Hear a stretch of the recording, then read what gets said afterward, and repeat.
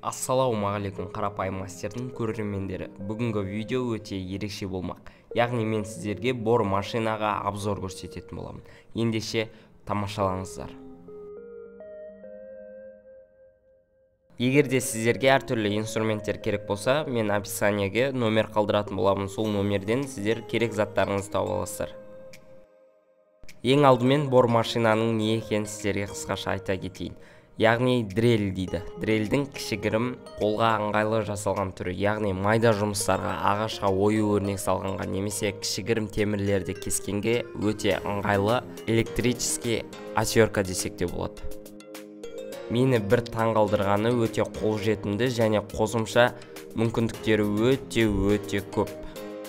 Бұл бор машинаның атауы THT-34009 деп аталады. Оның мощності, яғни күшіне келетін болсақ, 300 ваттық. Ал минутына 8000 обороттан бастап 30000 оборотқа дейін айналады. Өте жақсы сапада және күші де жетерлік. Бұл бор машинаны дәл осылай қолмен де ұстауға болады. Егерде ыңғайсыз болса, дәл осындай қосымша құрылғысы бар.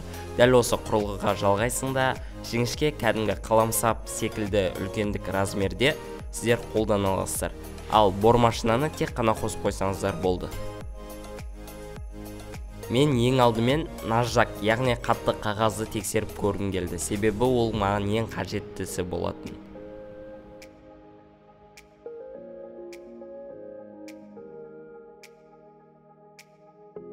Өзінің арнайы ключі арқылы осы наждакты орнатамыз және де қосып көрсек, дәл осындай керемет оборотқа ие боламыз.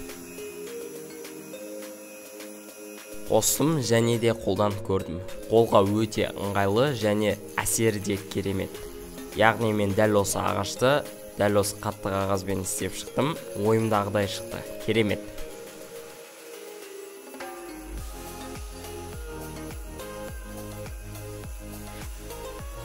Екінші кезекте наждактан бөлек болгарканың тасы да бар, яғни темірді кесуге болады. Ол да маған қызық болып тұр. Ендеше тексеріп көрейік.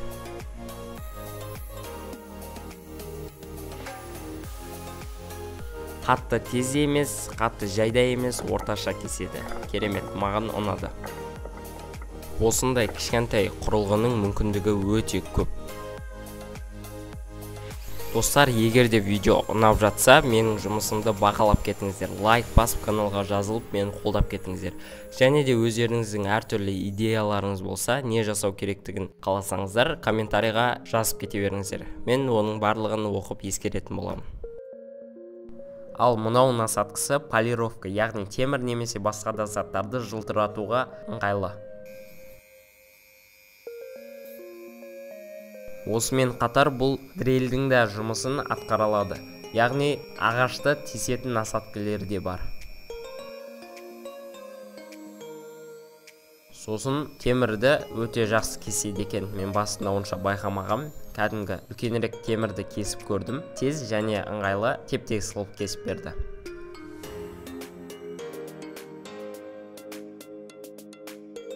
Әлі мен қолданбаған өте көп насадкілер бар. Оның бәрін қолдану үшін біраз уақыт кететін секілді. Сол үшін мен өзім тексеріп көретін боламын.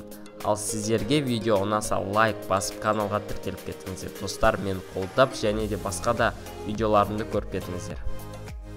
Достар, мен шынымды айтсам, мынандай түсініксіз заттар бар екен. Мен олардың неге керек екенін түсінбедім. Ал қорытынды жасасам, бұл заттың пайдасы, ерекшелігі және мүмкіндіктері өте көп. Егерде сіздер қаласаңыздар, дәл осы затты алуды кеңес беремін.